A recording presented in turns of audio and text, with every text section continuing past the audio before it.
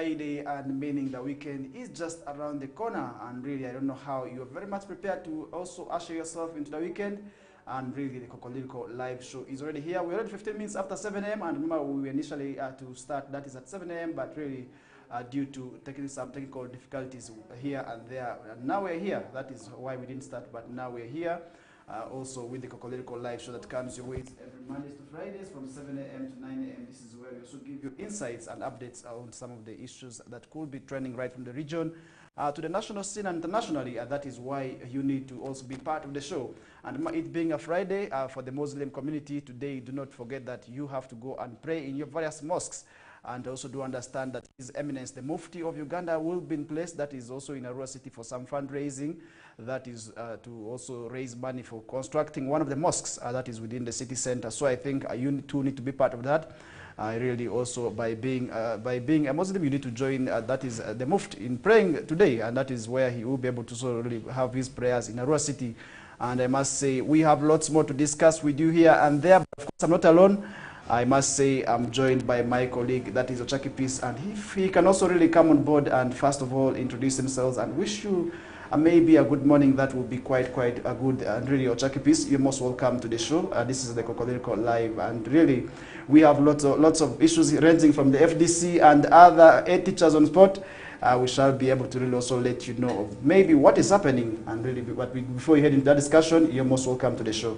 Thank you very much, Farid Majid. A very lovely morning and a happy weekend in style to all the viewers of Kokoliriko and West Nile TV. You know, it's starting up a weekend on a bright morning like this. It is something so good, and probably we are here to drive them until the end of the show. But as I've highlighted, a lot of things are happening right from that is politics, we have education, the students are yet going back to schools, and there are a lot of issues here and there. School fees, other schools are also grappling with that is financial difficulties and so much more. But all in all, a very good morning to all the viewers of West Nile TV. By before, if I may be able to ask, how has been your week? Maybe what story made it for you in the due course of the week?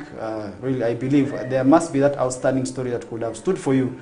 I don't know which one exactly that one. You can also really also tell us maybe and why that story stood out for you. Thank you once again. Today is Friday. I love one thing, the students are going back to school with a lot of good things, and one thing that made my week probably is the people who perished in accident that is within Arua City.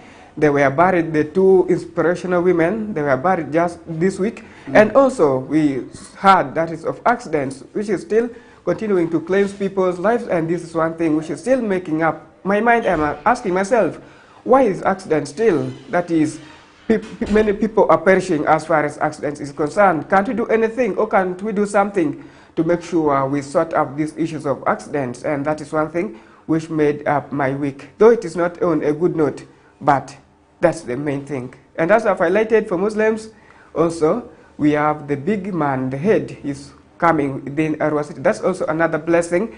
And probably we also saw that is one good meeting which happened within Arua City. We shall be giving them the details, and all that will be coming. Thank you.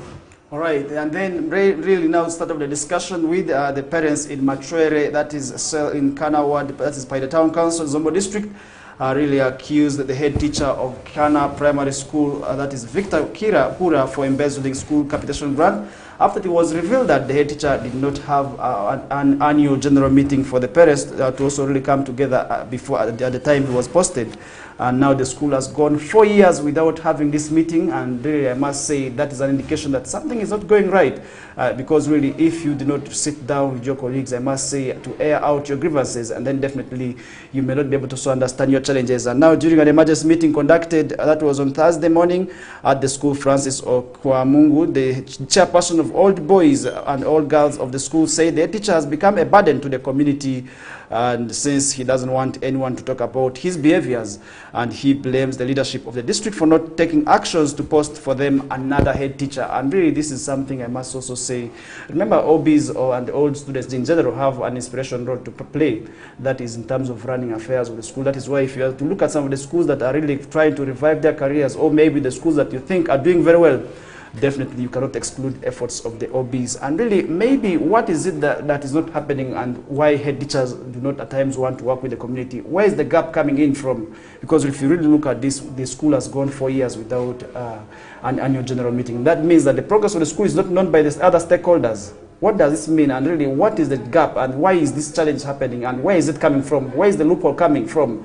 That is something maybe I don't know what you think about, but really if you could be able to also really share your insights on what you think is maybe the gap that could be resulting from this, it would be very, very important for us to also understand. Maybe for a bit, the school is called, that is Chana, Chana Primary School, and we know in those kinds of big organizations, they have associations within. It is not necessarily that it's a one-man show. It's not only the head teacher to do those kind of things. We have the SMCs, I'm talking about schools management committees.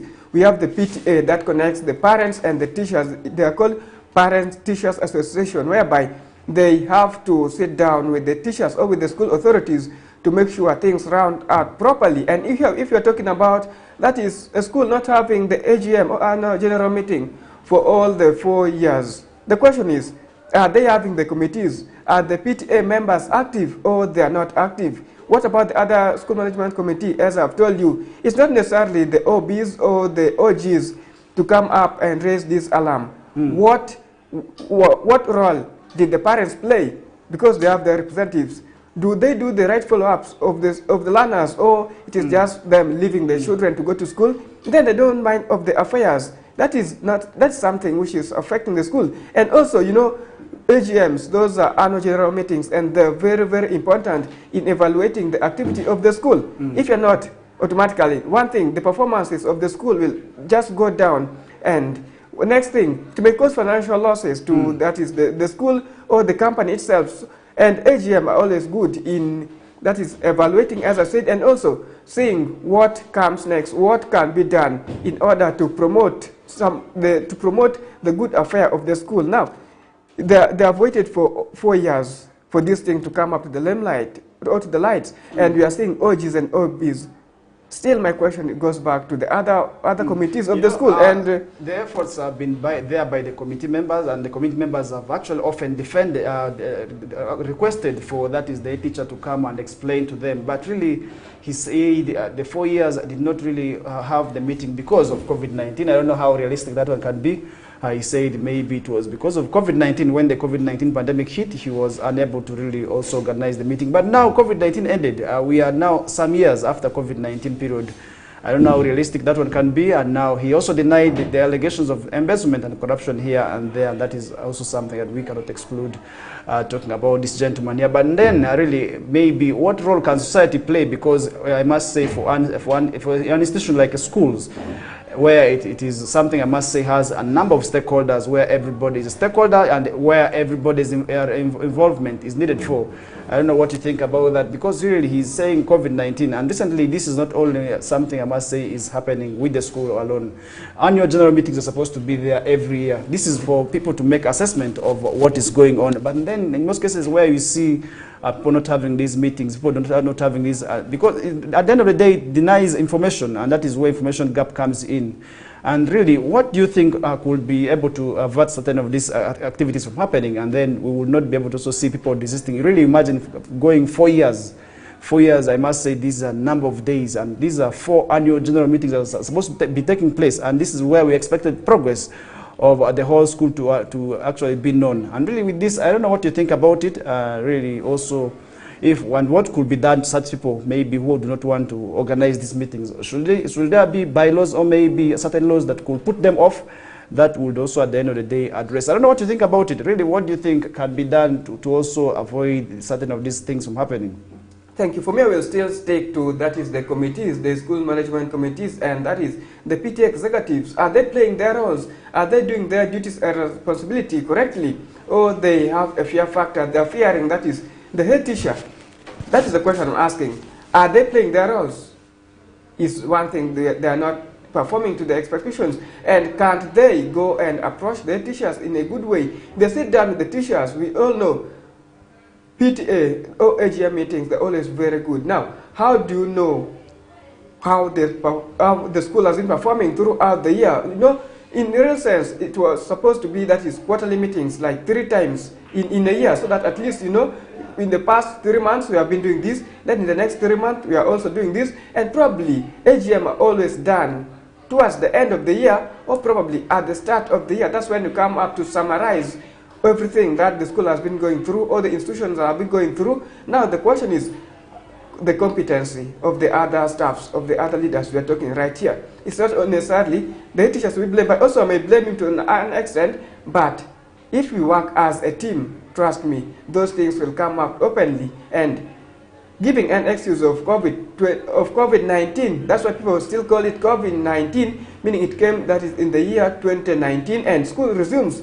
around, was it 2021? That's when school resumes back, and you can't give me those excuses. And still, even if you are not to hold the meetings, was he keeping contact with the other boards who are supposed to help him, is the question. So let the other stakeholders play their duties. Before parents comes in, you have to do what is expected, because most of the parents, for them, they wait for the result which came from the school, and things work out like that. Otherwise, it may give a good or bad image, that is to the head teacher, and probably it will affect the school in any means. And if they are to look properly and check what is happening, trust me, the school may go into financial losses. And the SMCs, the PTAs, let them play their roles. It's not that things are not working, but things are working.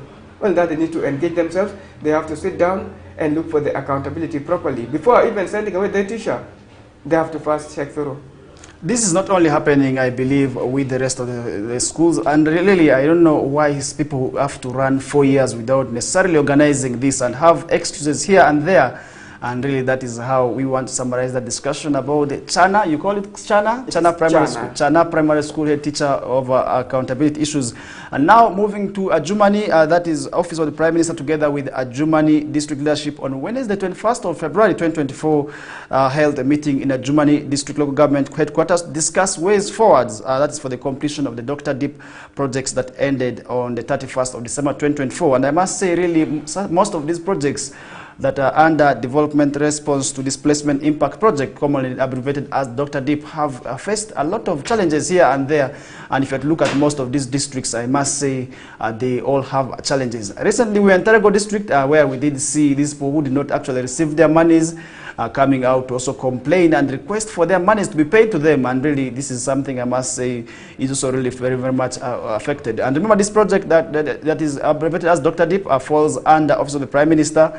This is actually something that is good, that's meant to improve on people's livelihoods, and where we are seeing them undertaking several projects. And if you look at what is happening, we did see them engaging in the reforestation process that is in Terego District, and also do understand that they have been very, very much involved in the infrastructure development. For instance, that's establishing roads and also upgrading the road status, also through constructing maybe the bridges.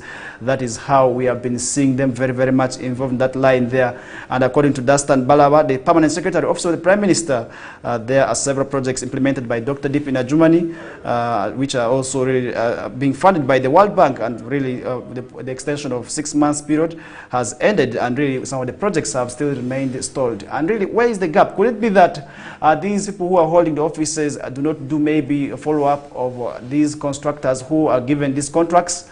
Could it be that the leadership also connives really in terms of working together with these contractors? And really, is it that we are giving the contracts to contractors who are not suitable to really also go on and undertake these projects? And that is maybe one reason that could be resulting into this. I don't know what you think about it. Really, where is the gap? And how can we ensure that these projects that come to us as maybe as grants or maybe as help are really also upheld in the right way in terms of ensuring the progress are really attained timely? I don't know what you think about that. I may attribute it to poor planning, because before a project's coming in, you first have to level grounds about how the project is going to be implemented wherever or whenever it is. Now, if you look at most of the Dr. Deep projects, most of the projects have not been successful, because now even the term which was given for the project to run, that is expired on 31st of December, that is 2023. And right now, Ajumani is convening meeting to make sure they complete the project. Now, where are they going to get the money from is one thing. And how prepared are we before receiving a project? It is the same thing like you as an individual. You're planning your farming. How do you organize your farm? Do you plant the seedlings before you plowing or cultivating the land? Automatically, no, you first have to plow the land, you level the ground, and you go and that is put in the seeds or the seedlings so that things move on very well. It's all about preparation. Some of these projects, they come as if people have no interest in them, and I fail to understand. Okay, and do they have the clean committee or the people? You know, the contract awarding committees usually have challenges. I must also say this, and really this is where they say corruption is very, very much taking place, because sometimes the right people who win these bids do not qualify or do not receive these bids.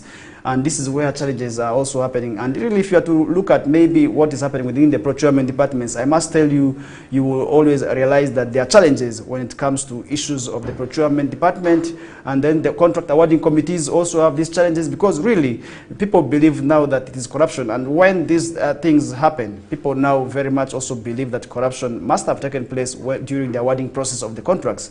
Because as a contractor, before you awarded that contract, I believe you also first of all have to show your potentials and maybe the credibility that you qualify for this and you can do maybe very much when it comes to also undertaking these projects. Yeah, first of all, you are assessed in terms of the money. Then secondly, the past projects, and I think maybe if punishments could be also given to these people, it would also really also push away these people, because really we are looking at the projects mostly that are government funded are facing challenges. Look at the bridge over Road District. It's long overdue now.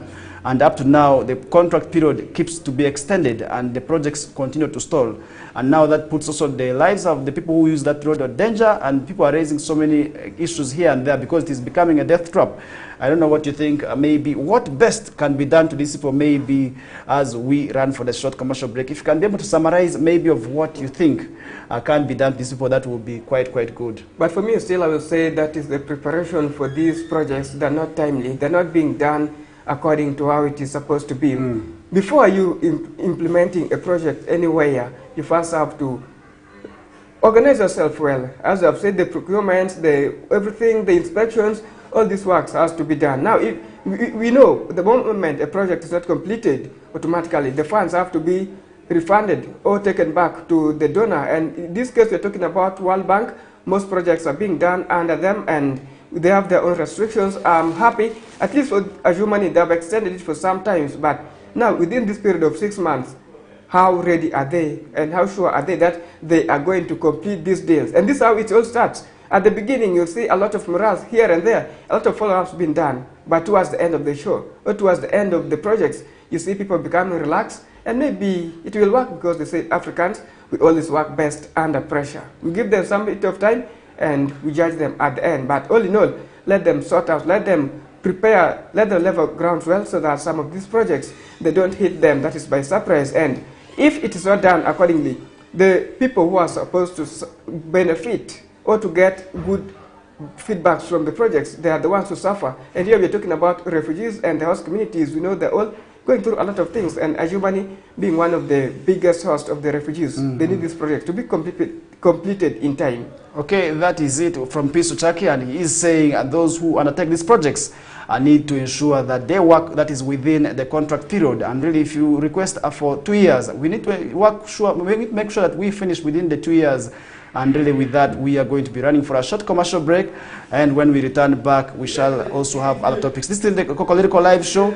In case you are watching us for the very first time, you are most welcome. And in case you have been another viewer of the show, we will also say thank you so much. But for now, let's first run in for a short commercial breather.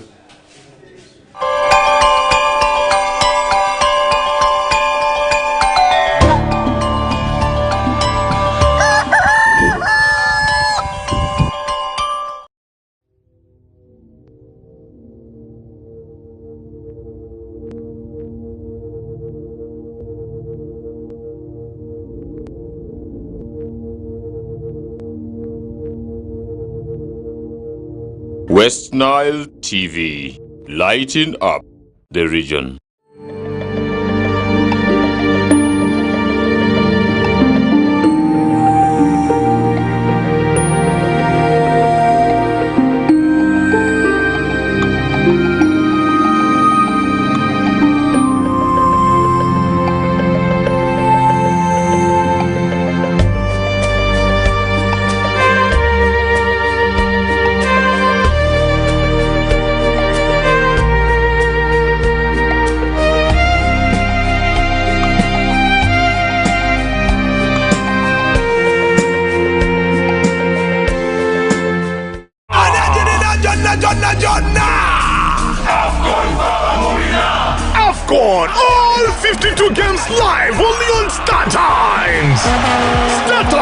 brings you Africa's biggest football tournament, AFCON 2023 live in English and Luganda commentary. Starting January 13th, don't miss Mo Salah, Sadio Mane or Nana. Lead the hunt for gold as they take center stage. Renew your StarTimes subscription today and enjoy all 52 matches in HD live on Sports Premium and Sanyuka Prime. StarTimes, the official broadcaster of AFCON 2023. This message is powered by Techno, the official sponsor of AFCON 2023.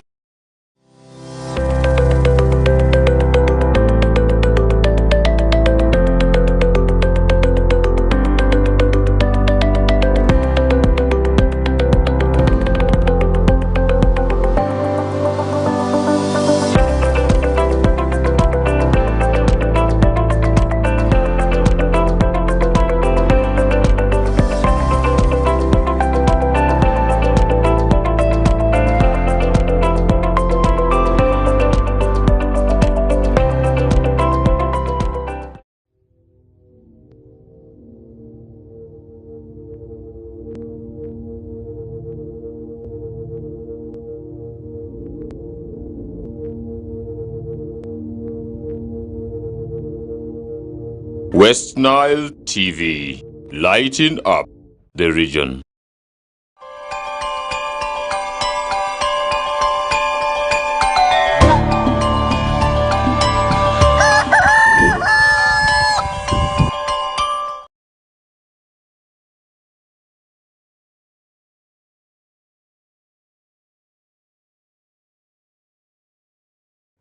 All right, a very, very good morning to you. Welcome back from the Kokoliriko live break. And we are still continuing with the show up to the hour of 9 a.m. And I'm still with Ochaki Peace, and we are discussing a lot of issues here and there. And before we did go for the break, we did talk about, that is the head teacher who is on spot. And then we also did talk about the Dr. D projects that are stalling.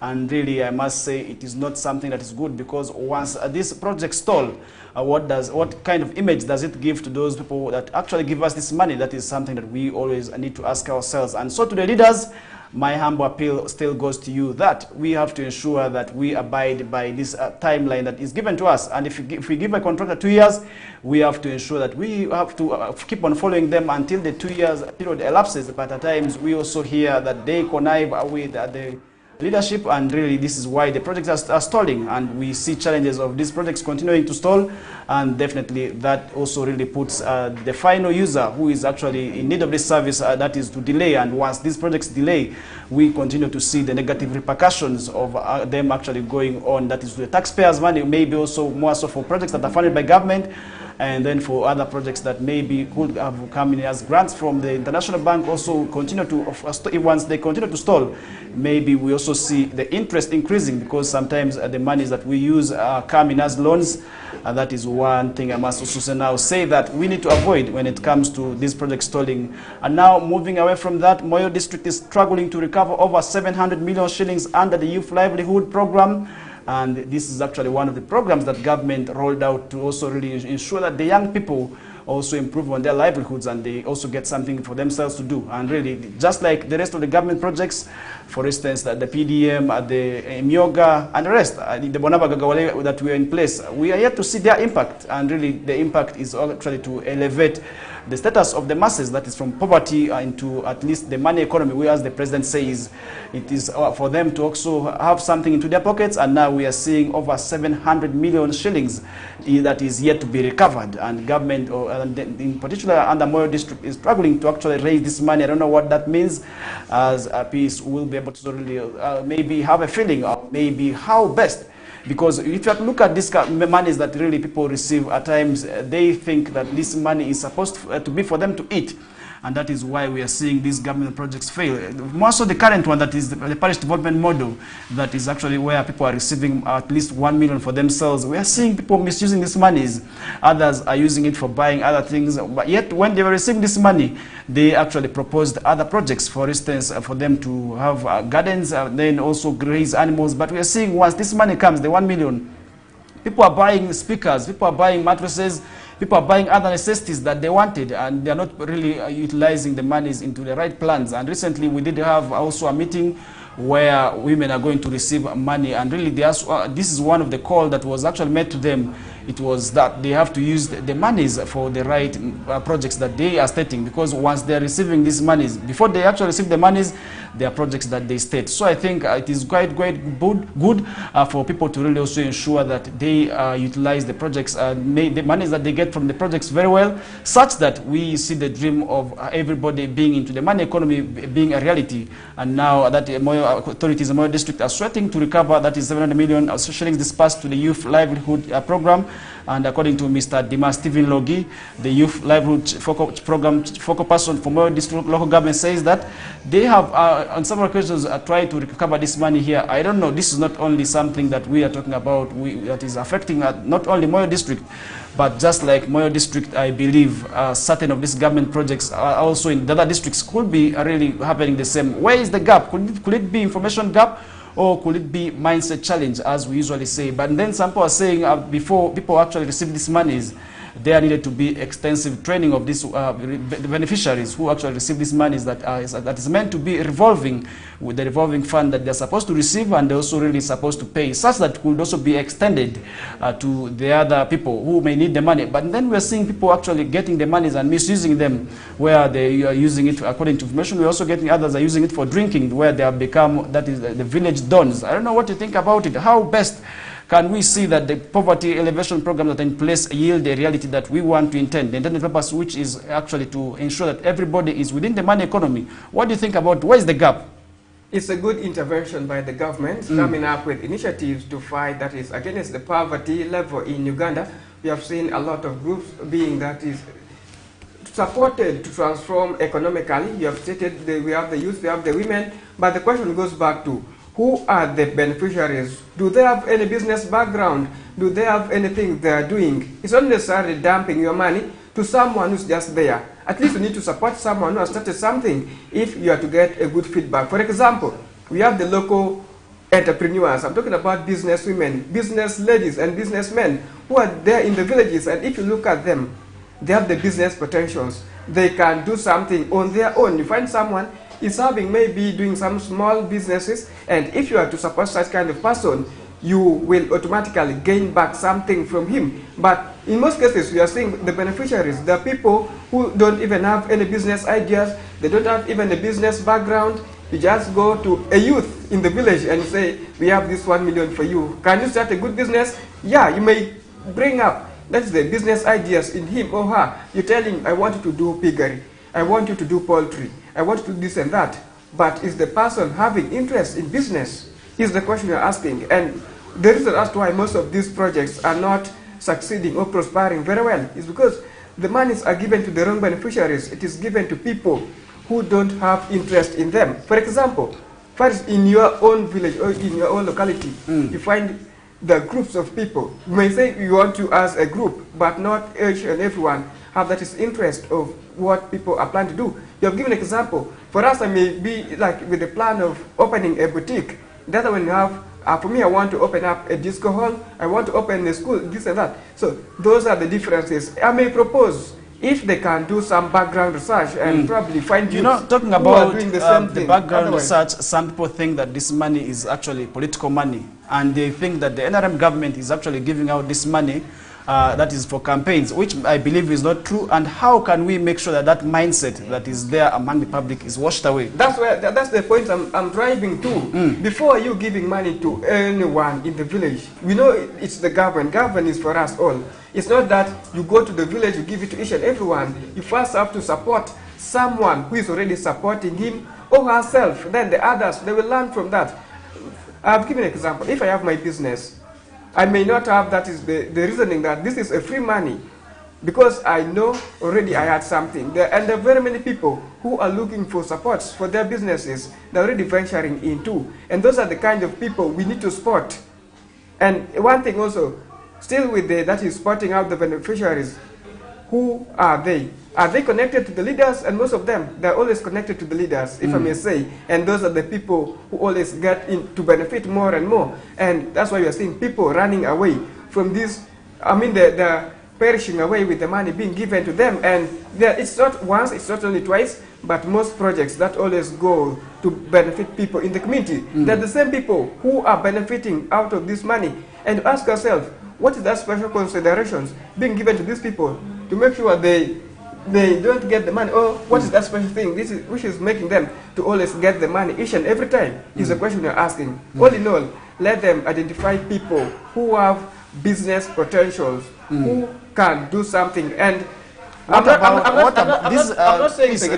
something that I want to understand. If you talk about business ideas, what about that ordinary poor person in the village who does not actually have knowledge in terms of business, and this money is actually meant to benefit the poor who are within the villages? And really, we are also seeing this yesterday court actually did remand, that is 88 mothers from Karamoja, and these are people whom I believe would be the target beneficiaries, and really and once these people empowered, maybe we would see that is them actually being transformed. And now to leave that discussion on how to really suit these other people from benefiting from these monies, the court has ordered 88 mothers who have been sending children to Kampala streets to beg money to go back to their home districts and engage in productive work, and which productive work could actually be empowered through these monies that government is disbursing within the that is the lower local governments. And this is where I must say, if people really utilize this money properly, we would actually see maybe the dream of people moving out of poverty become a reality, because really we are still living, that is within the poverty line, where most of the people actually cannot afford, that is the 3 meals decently for each and every day. So I think we are still talking about that. And then maybe if we would be able to so really support the target groups. You talked about the target groups, and I believe the target groups would actually be these vulnerable mothers who are moving with their children, maybe due to certain problems here and there. Now court has remanded the 88 mothers, and the mothers had appeared before the magistrate grade 1 court at City Hall, that is in Kampala, where they were charged with 1 count of sending a child to beg and also solicit for alms in public space. So I think that is something that we are talking about really, because if you really move to Kampala, this is a challenge that you will be able to really understand. Children are really in the streets all over. Most of the streets you cannot move and really do not find street children, and most of them are actually placed, and I do understand that this is not only happening in Kampala,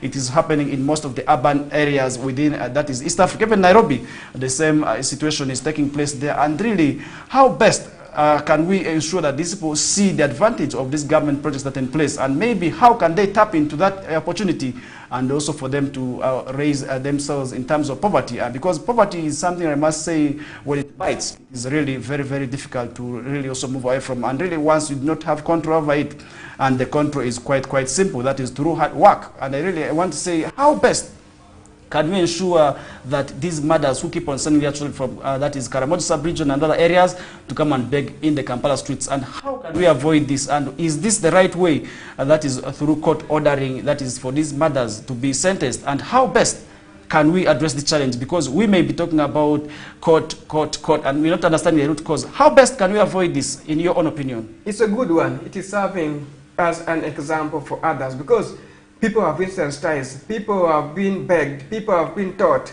about taking their children to schools. We are talking about empowering them. Government have introduced very many schools. We have the UPE schools, whereby you find some people, should I even say they're for free?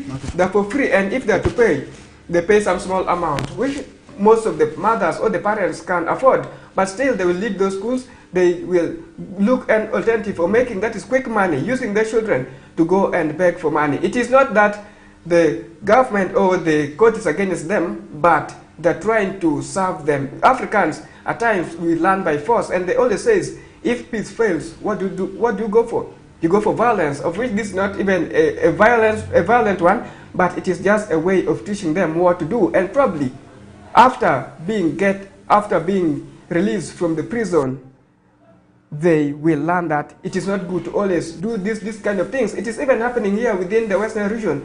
When school is starting up, the government, the LC1s, they'll be moving, that's among people, and telling you, please take your children to school. If not, we're going to start, that is, arresting them. Don't take your that is school-age children to go and do businesses during school time. But still, we are seeing them happening. Was there any action taken against them?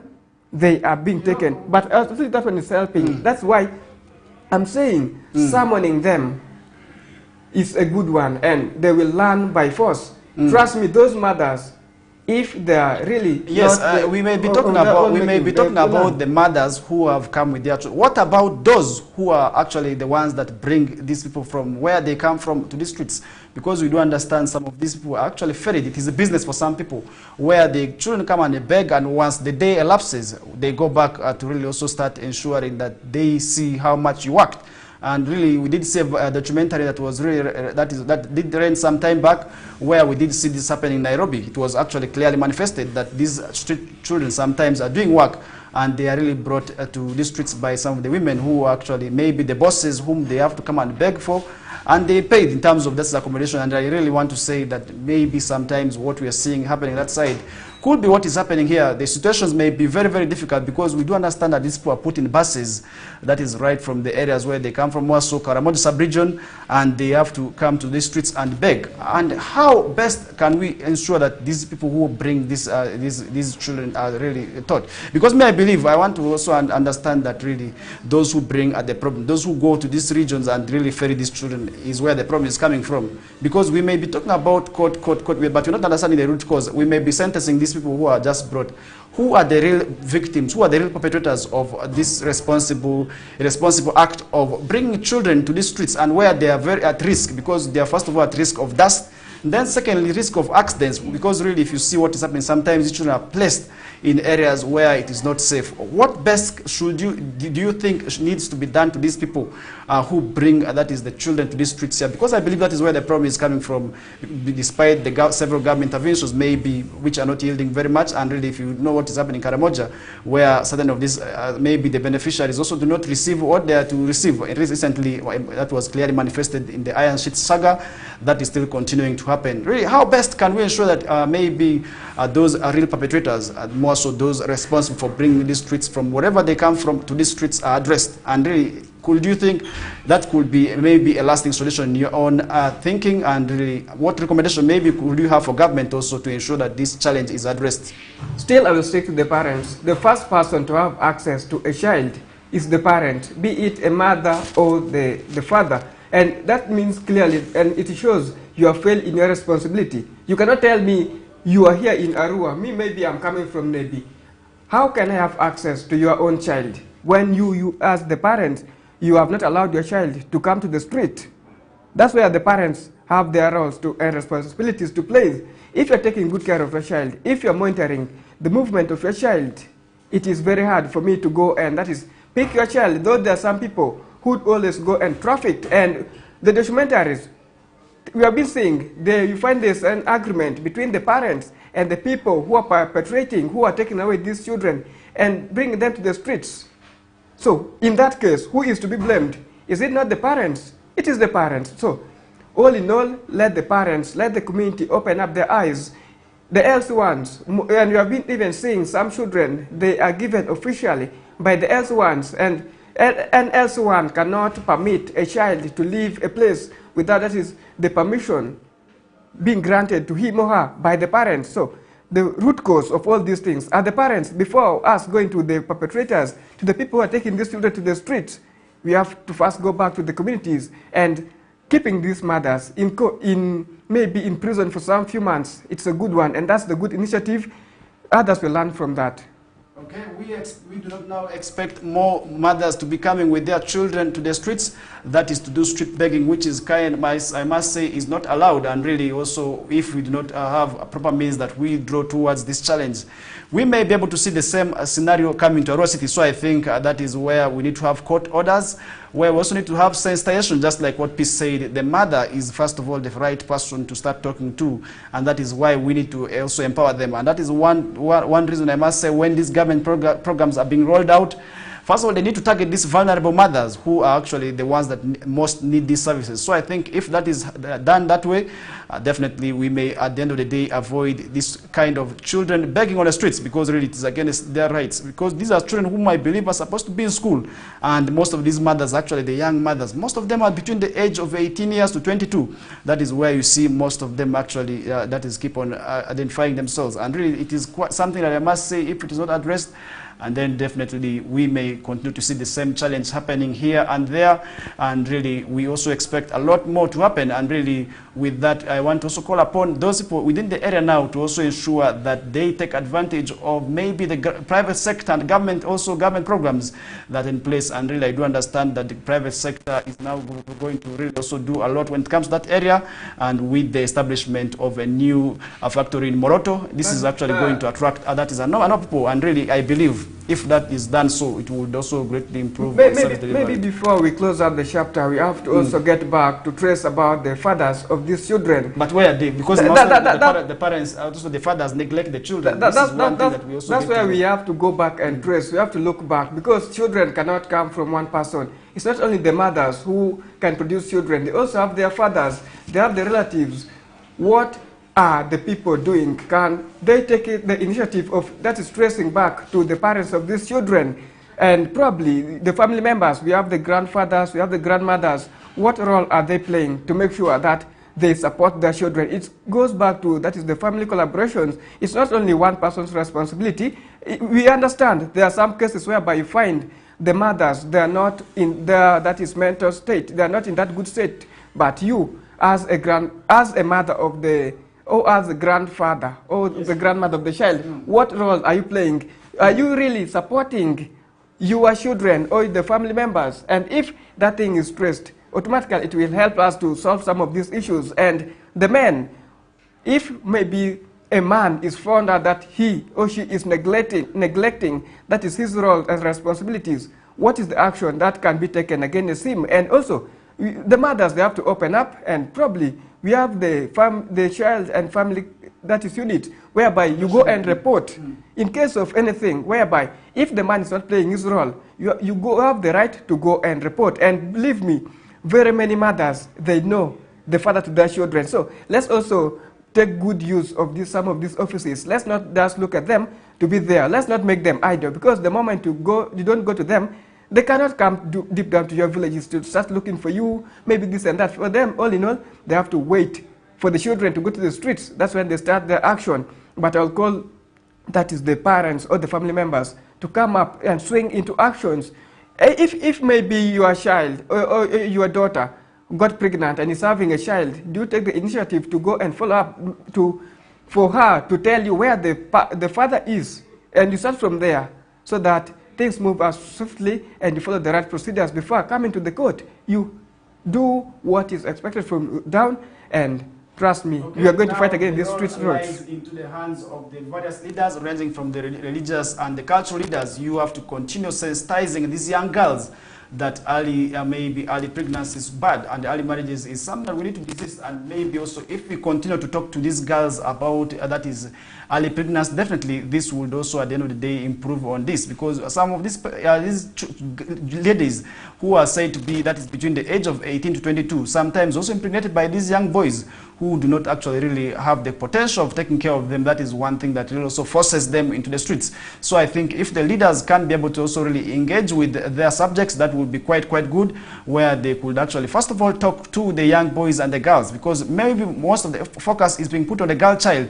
Really, if you have to look at the several campaigns, most of them are focusing on the girl child, this, girl child that, but the boy child has been neglected, and these are actually the ones that are responsible for impregnating these girls. And I must say this, because after impregnating, somebody does not really have work, somebody does not have what it takes to take care of a family, and somebody does not actually understand that what I'm doing is actually family work. Now I have to ensure that I work with my family and I really raise my children. That is something that we do not actually continue talking to the leaders. So I think I want to appeal to the leaders, more so all the leaders ranging from the political, the traditional and the religious leaders. They have a role to play. That is in terms of ensuring that they continue talking to these young people such that they desist from tendencies of early pregnancies and unwanted pregnancies, which actually to me is the cause of these children forcing their ways into the streets, because they have to survive, and that is one thing that they have to continue doing. And really with that, we are going to be running for a short commercial break, and this is the Kokoliriko live show on West Nile TV. And when we return back, we still have lots more to discuss with you here. And there, remember, FDC will still continue. That is something that we are also going to be discussing into the next hour of the show. For now, it's a short commercial break. Thank you.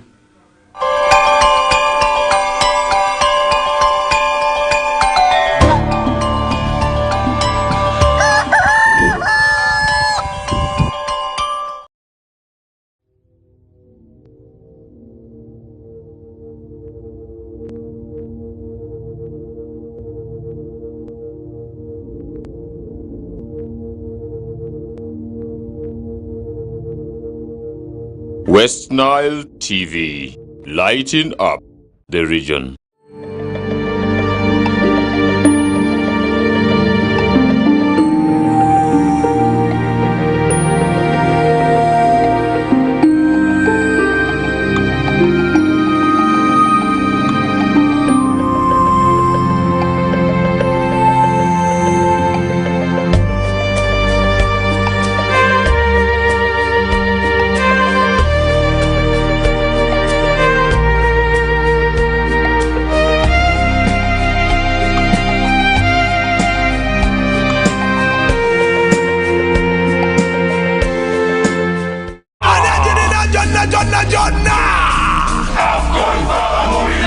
AFCON, all 52 games live only on StarTimes.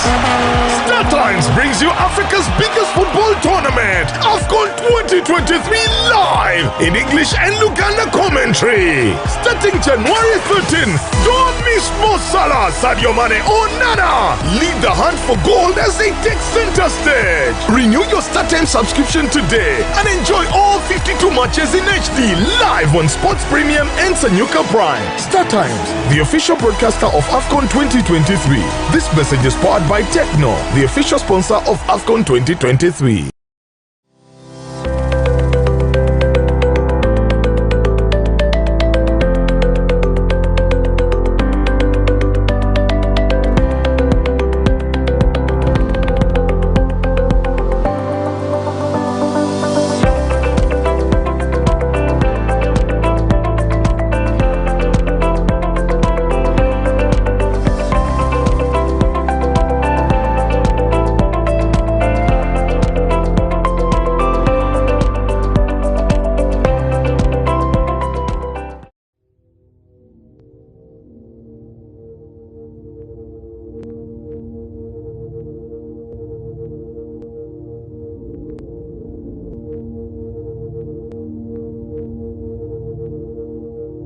West Nile TV, lighting up the region.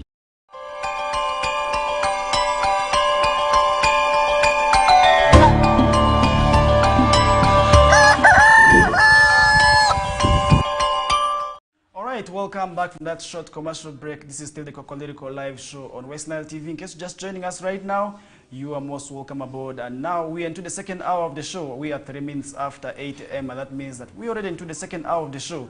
And I must say we still have lots more to discuss that is now in politics. And I must say with barely less than 23 months to the next general elections, we are seeing now politics actively taking place right now with so many candidates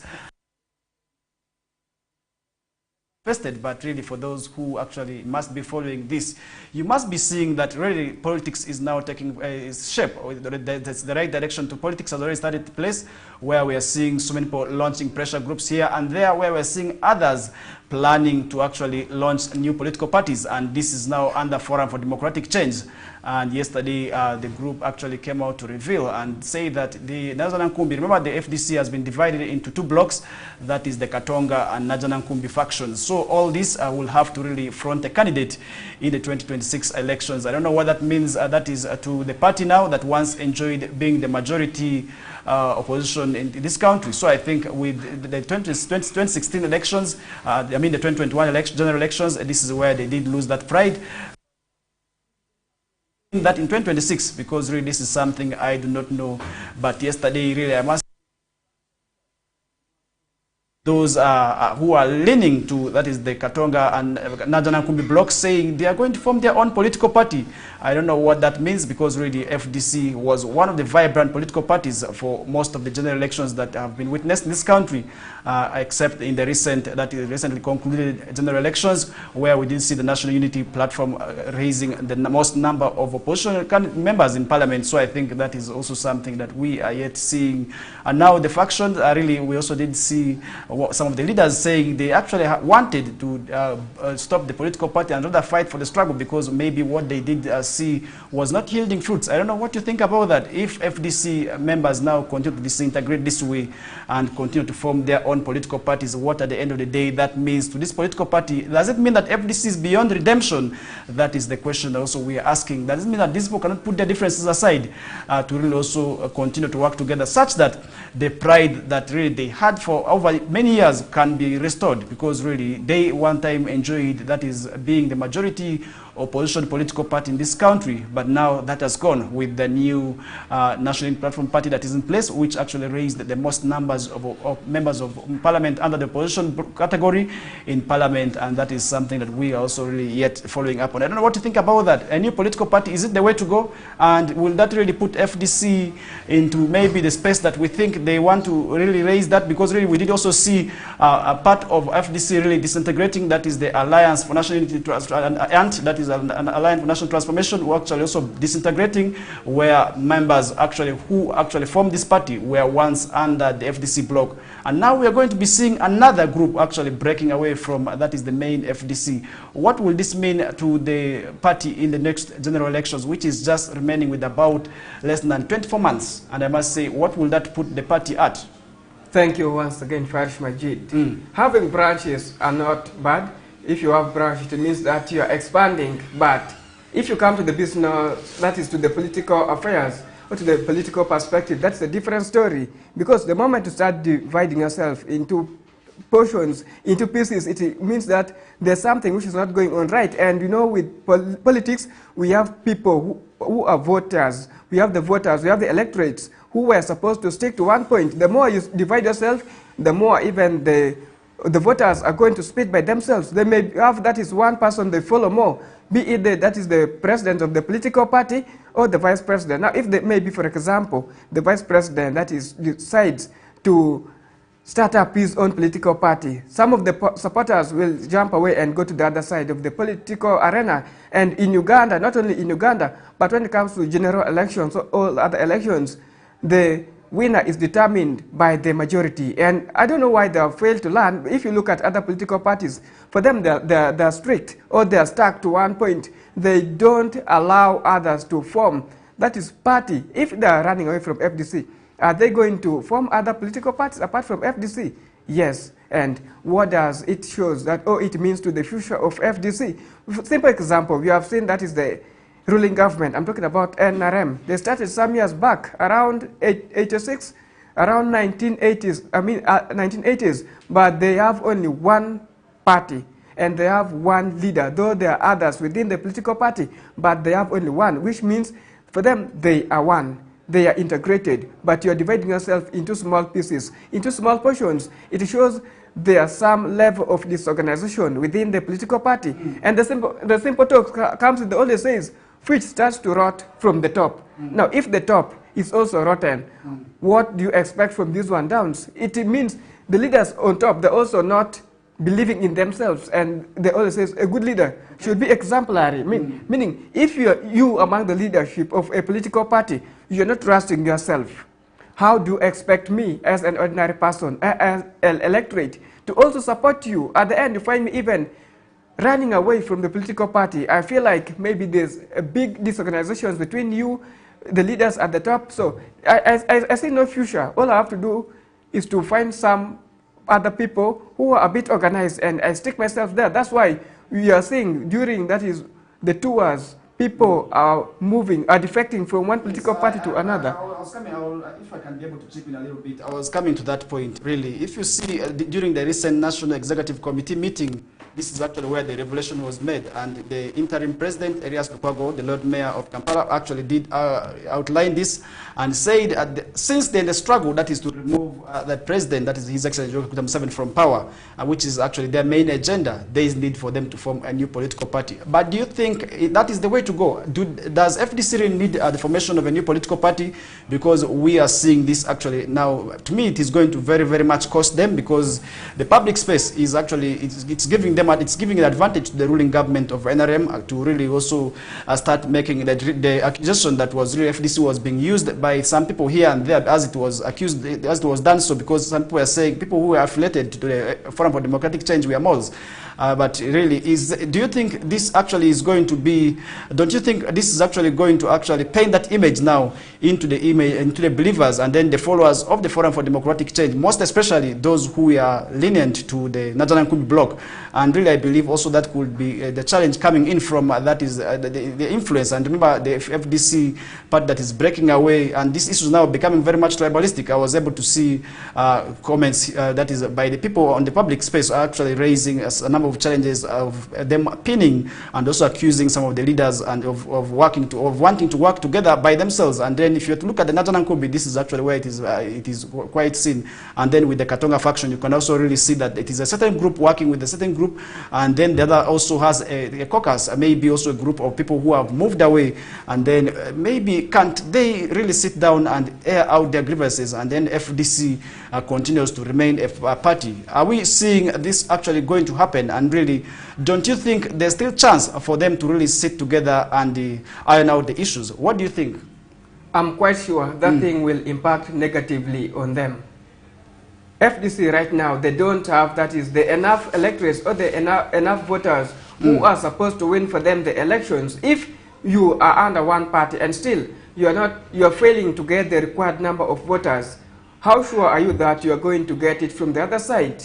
And instead of that is adding more voters to yourself, you are dividing yourself. I will give also another simple example. It's like you, Farish, you're trying to compete with me. I have my complete house, my residential, which is complete, but you are yet coming up. Also, you want to complete and reach my level. You raise up a foundation, then you reach to the beam level. You feel like, this thing is not working for me. And part of the people who are within you also branches away. It feels like, for you, as if you are seeing no future in you in this construction, let's also start our own with the little resources we are having. Instead of that is mobilizing for more funds and constructing and completing that house of yours so that to reach my level, you first leave and you branch. And do you see any future there? Automatically, I will say there's no much future. And that's the same thing which is happening with the FDC. Instead of mobilizing more funds, mobilizing more people, more supporters to come and add on what they have really established on the existing foundations, they are beginning a new foundation of which you may complete it, but the house or the room you are trying to construct will not be to the level that you want. So I see it impacting negatively on them, and if possible, let them come out as one team. They cancel all other political parties which are coming up, which are disintegrating from the main FDC. As you have said, you have the Katonga, we have the other factions. What are they up to? Are they under one political party? Their mission is to fight against, that is, the ruling government. Is that the way to go? Okay, I'll see it impacting negatively on them, and if that thing is to continue, they will continue losing more of their supporters to their rivals, to the other political parties.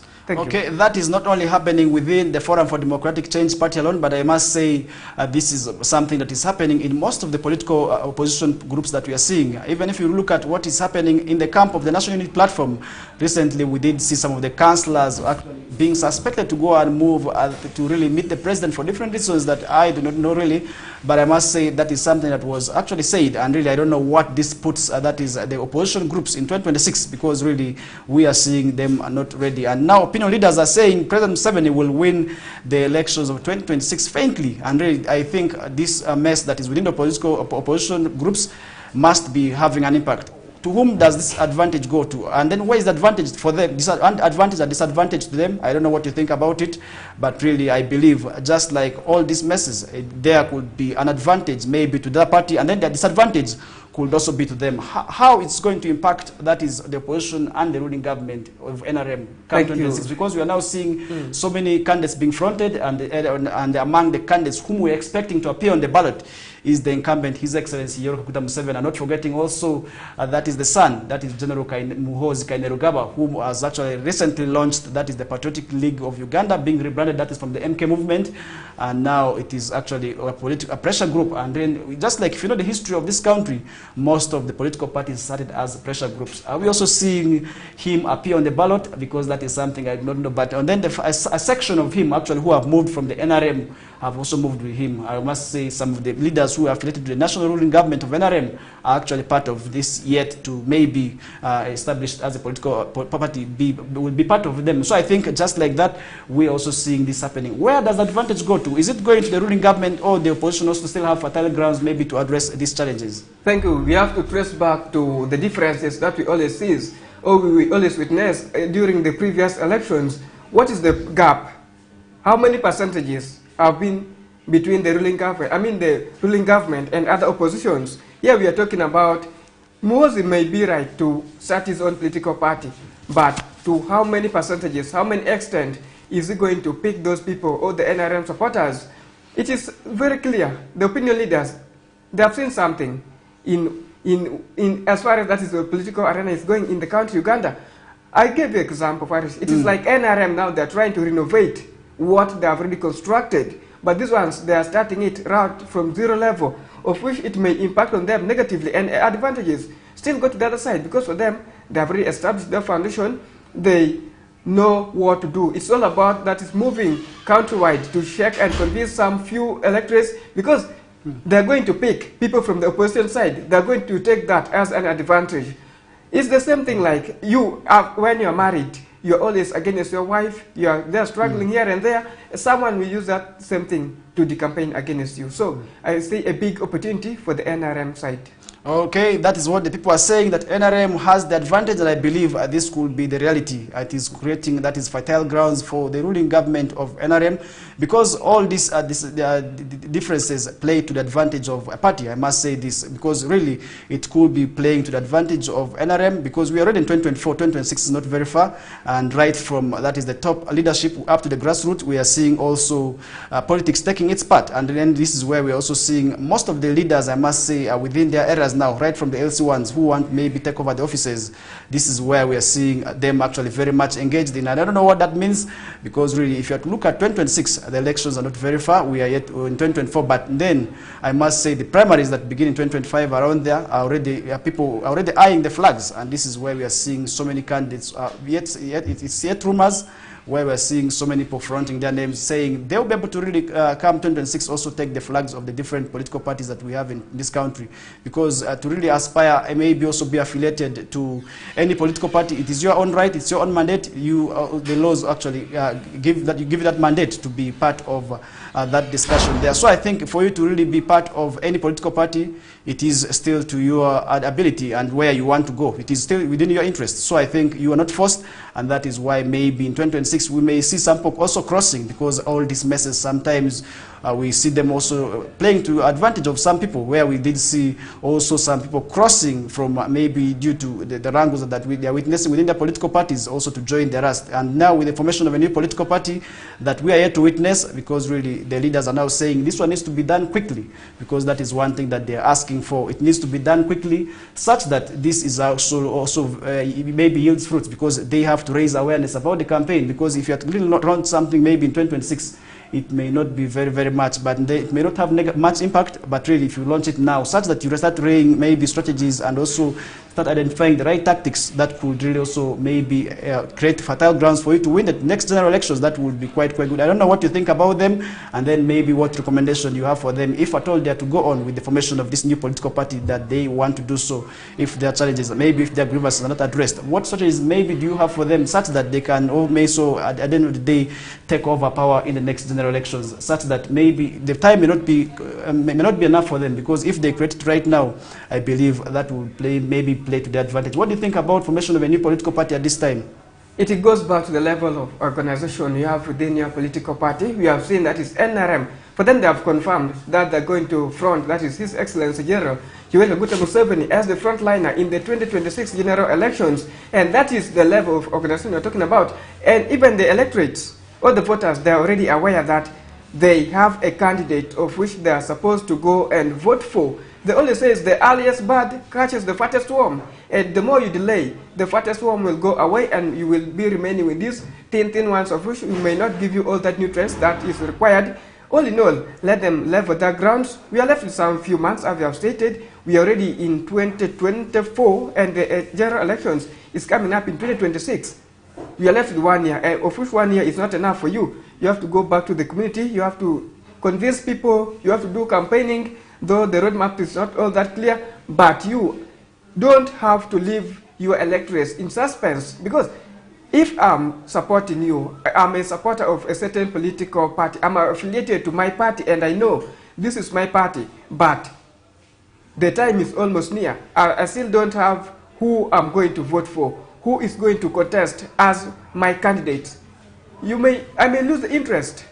All they have to do is let them sort themselves when it's still early, and that's why most of them, they always give advantages to the political parties who always organize themselves early, and that's why you have seen even currently NUP have taken over as the main opposition party, because they still have some level of organization, though they are not fully organized. There are some people who are also defecting from them. You know, the NUP also has these wrangles. Recently, we did see some reshuffles that did take place more so in the lead of opposition in parliament business, where we did see them actually making some reshuffles here and there. And I believe all this will have an impact in the next general election, that is of 2026, because just like me, I may not be able to disagree with you. I may be able to disagree with you, but I have a follower who actually was a part of that political party because of you as an individual. I don't know what that means. Now, with the formation of a new political party, that means that there is going to be division of votes, and really of which this to me is going to play to the advantage of maybe a sole candidate, because if the ruling government is supposed to front one candidate and they campaign for this candidate here, and then the other votes, the other groups continue to share their votes, and then with this sole candidate who is actually from one party raising all their votes, this to me is really going to create an environment which will also play to the advantage of the ruling government. And really, to summarize that discussion, I really don't know what you want to summarize that discussion with. And really, is it true that 2026 will be able to be won by, that is the incumbent, His Excellency Yoweri Museveni? That is something I don't know yet. And really, in your own opinion, do you think that is the way to go? And really, do you think it's going to happen that way, given the fact that we are seeing a lot of mess within the opposition groups happening here and there, and each and every day we continue to report about new conflict that is within the opposition parties? So do you think this will, at the end of the day, not affect these opposition groups in general? If they don't sort themselves, if they don't completely work out on some of these differences we are talking here, it's a big advantage to the NRM government or to the ruling government, and it is confirmed. Because right now, you cannot tell me who is going to contest under this political party right now.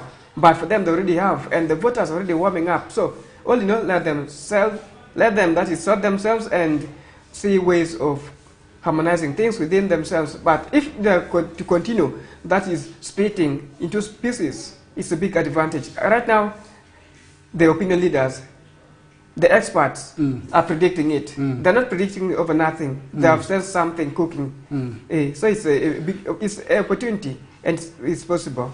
Okay, leaving that discussion now aside, under public debt, each Ugandan is now indebted to a tune of, that is shillings 2.5 million, and that is quite huge, and really 2.5 million for each and every Ugandan, irrespective of who you are, whether you're a child, whether you're an adult, you are indebted now 2.5 million shillings, and you have the mandate to pay that, and the public debt will surpass that shillings 100 trillion mark by June 2025, as government intends to borrow shillings 13 trillion in the 2024/2025 financial year. And really, do you think this is not going to have an impact? And then definitely, this is where we have to ensure issues of us paying the tax, and also ensuring that we fulfill our tax obligations, such that government can also desist from or deviate from this excessive borrowing that we are continuing to talk about, which the payment burden also really lies to us. And then the issues of corruption also, this is where I also expect us to continue fighting the vice, because this is actually the vice that is really also contributing to this excessive borrowing. And then at times we also see that maybe monies that get borrowed like this are swindled. So I think it is our mandate, where we have to all be as watchdogs in terms of ensuring that this does not continue to go on. I don't know what you think about it in terms of also addressing this challenge of shillings 2.5 trillion now. That means that each and everybody will now have to pay this money here, because really it is not going to exclude everybody. 2.5 million is a must for each and every one of us to pay. We have to trace back at the cause of these public debts. Where the money is borrowed by the government, for which purposes is the question we're asking. And if they were borrowed, were they put into proper use? And that clearly shows us they have to look back. They have to check at the accountability of the projects which were implemented. And most of these things, they're not from within the Uganda. Most of them came in as a result of loans or as a result of borrowings with some strings attached to them. And they were not borrowed for no reason. They were borrowed for some other factors. We may say maybe COVID-19 also contributed a bit, that is to the level of the debts in Uganda, but also it gets back to the revenue being collected within the country Uganda. We are saying, there was a report saying Uganda can sustain its own. That is actually something I was coming into. Can't we really also ensure that we fund our budget without necessarily going for these borrowings? And really also, can't we also ensure that maybe there's a strategy that we devise to also ensure that the loans that we first of all paid are also paid back? Can't we ensure that that happens? Because if government continues to borrow these monies, then definitely the final person maybe on whom the payment of this money goes back to is the citizen, because really you have the money to pay through the taxes. The various taxes that are in place are there for us to also ensure that we sustain and pay these budgets. Now that brings me to the question, can't we as a country really ensure that we sustain and cater for our budgets, and really without necessarily running for this maybe these loans that continue to come with interest? I may say Uganda right now, Uganda cannot manage to sustain itself. Because why? Right now we are yet at a take-off stage, and when talking about take-off stage, we need support. You cannot stand on your own. At least you need some little bit of support from other countries. And most of these things, they come as an emergency. There are some emergency outbreaks whereby you have not prepared yourself. Though you have the disaster and preparedness office, do they have enough funds to support themselves? They may be having, that is, some emergency for small occurrences, but if it is in case of a big outbreak or a wider outbreak of which the country cannot maintain itself, automatically they have to go and do some of these borrowings. But also, we are seeing the projects, that is, most of these debts are coming. It's a public debt. When talking about public debts, these are debts that concern each and every citizen in the country, and most of these things are coming through the projects being implemented by the government. Are they doing the follow-ups for the projects? We are seeing that is the youth livelihood programs. In West Nile, how much money was spent or disbursed to the beneficiaries, and how many people have remitted back the fund, how many people have repaid back the money given to them. You saw, for instance, that is in Moyo, around over 800 million were disbursed to the youths within the district. How much was collected? Less than 200 million. And so, if these things, if these recoveries of the money is being done poorly, it means the debt level are also increasing, and it gets back to the way we always do the right follow-up before, that is implementing some of these projects. And if, leaving also that one aside, we had the EMIOGA, all these government, and all these are yet to, government programs, and they are all yet to attain the intended purpose of, that is elevating the masses abroad. But then the challenge also comes back to the ordinary person who is supposed to receive the money, the beneficiaries. First of all, they think that this is government money, and they just have to borrow and eat it and not refund back the money, and forgetting that this is a revolving fund. No, because could it be information gap? Because I do not really think that there could be information gap, but the issue is mindset change that needs to also take place, that is within the citizens. Because if they continue to really eat this money without ensuring that they put this money into productive ventures, then definitely the issues about us talking about poverty elevation may remain. That is a dream. The fact is they are government monies, but they are always being given to the local, to the beneficiaries to benefit through the projects we given. It's the sensitization. We may be talking about sensitizing people here and there. For how long are we going to sensitize these people before that is giving them the money? If we are to fight against the public debt, can't you also, like, if maybe the public have refused to learn, can't you also allow them now to do on their own?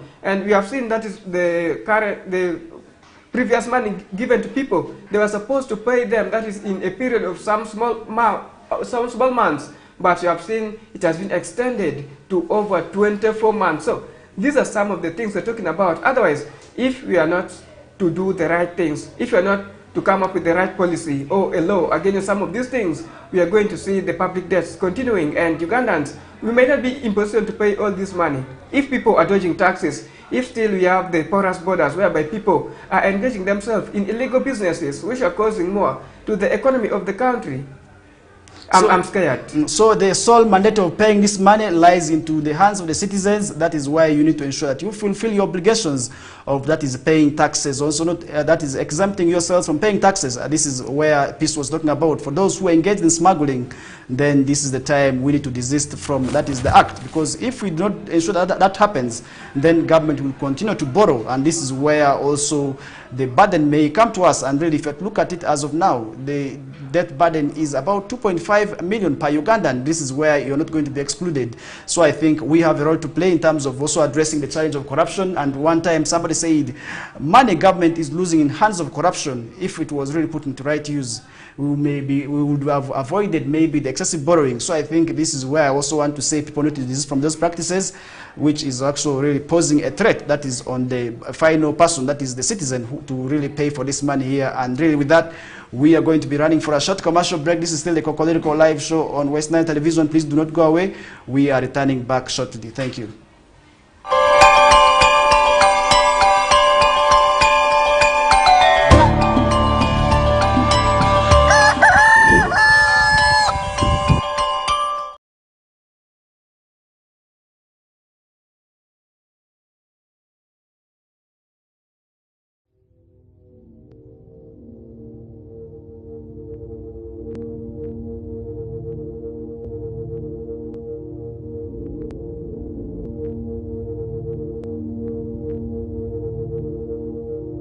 West Nile TV, lighting up the region.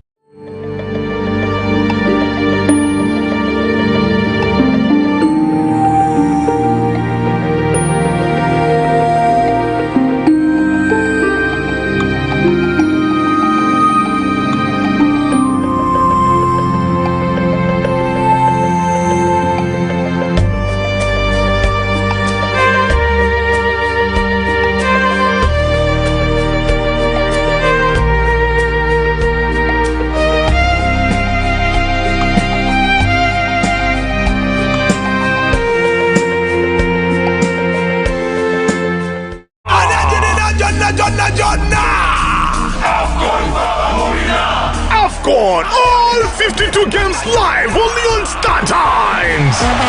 StarTimes brings you Africa's biggest football tournament, AFCON 2023 live in English and Luganda commentary. Starting January 13th, don't miss Mo Salah, Sadio Mane or Nana. Lead the hunt for gold as they take center stage. Renew your StarTimes subscription today and enjoy all 52 matches in HD live on Sports Premium and Sanyuka Prime. StarTimes, the official broadcaster of AFCON 2023. This message is powered by Techno, the official sponsor of AFCON 2023.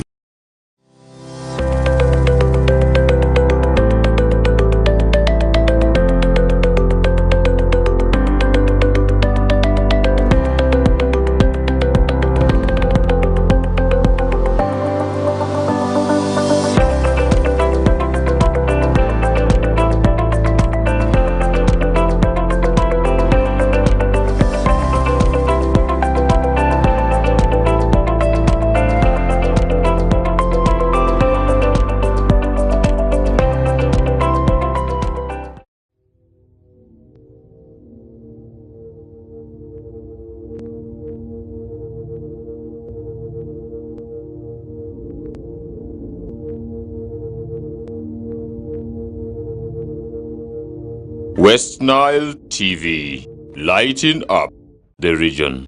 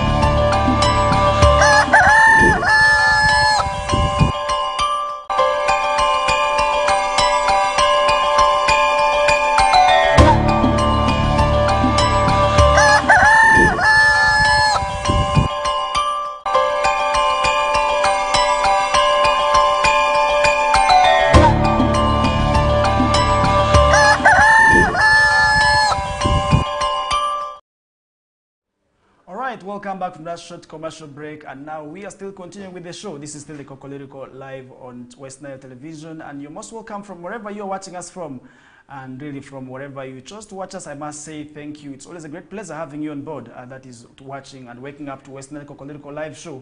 And this is where also we give information that is expected to have an impact on you, and also really to keep you informed. And this is something I must say we also do give you right from the current affairs corridors. So this is one thing we must also really talk about. We cannot exclude what is really the discussion in the public domain, that is in terms of current affairs. That is one thing that we always come here to talk about. And really now moving into health, we are seeing 70% of children with cancer die yearly in Uganda. That is information that we are receiving from specialists at Mulago Hospital, who have said nearly 70% of children with cancer die every year. And Dr. Anne Akulo, pediatrician who specializes in diagnosing and treating, that is, cancers of blood, said about 7,000 children in Uganda have succumbed to cancer. So I think this is something that we are still talking about. And if you really look at cancer, this is one of the diseases that is actually taking and claiming lives of so many Ugandans. And now it is a disease, and we also got to know that does not exclude age. It is also really attacking children now. And one challenge that we have with this disease is late diagnosis. And really so many people do not know that they are having the cancer disease and the cancer virus. That is why at times they also have challenges, which actually makes it very late for them to actually start that is getting the treatment. And also do understand that there are challenges of poverty. Poverty also really with cancer, it is very, very deadly to treat, because really if you look at how much money you spend for those who actually have areas where the cancer centers are not there. And that is why government has over time had efforts, that is to establish regional centers for cancer. And really we have one in Gulu, that we're also really expecting one to be established in Arua and the other cities also, that is to cater for the other regions. So I think this is a challenge that is really happening more so where people have to trek long distances, and really with money, without the issues of money, people give up, that is in terms of their loved ones. So I think that is why the disease still continues to bite very hard, and really we have so many types of cancer. And then really I don't know what you think about government. Maybe is the health sector still lacking, and then how can government improve, that is the health sector, such that people who die to cancer each and every year, the numbers can be dropped down? Thank you. When talking about cancer disease, that's a serious disease, and it's always killing everyone, as you have said.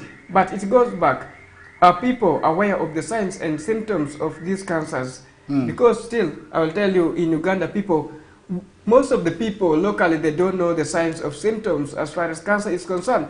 And that's why they always go for, that is, self-medication. When someone is having maybe some signs, think like maybe having stomach infections, or my throats are paining, all these and much more. People are not aware about the signs and symptoms in cancer, more so in the children, who always can't even explain to themselves that I'm suffering from this and that and that. And it goes back to the parents, the stakeholders.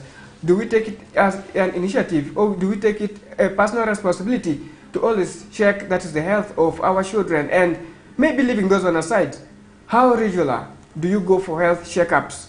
You don't need to first wait for a sign to appear, then you go and, that is, check on yourself. We know some of the children or some people, they have strong body immunity which can fight against some of these diseases. By the time they're manifesting to a person, you find already it is late. It is already beyond that is control, and that's why you get people losing themselves. And that is one thing which needs to be worked upon. And also getting back to the point of access to some of these medical facilities.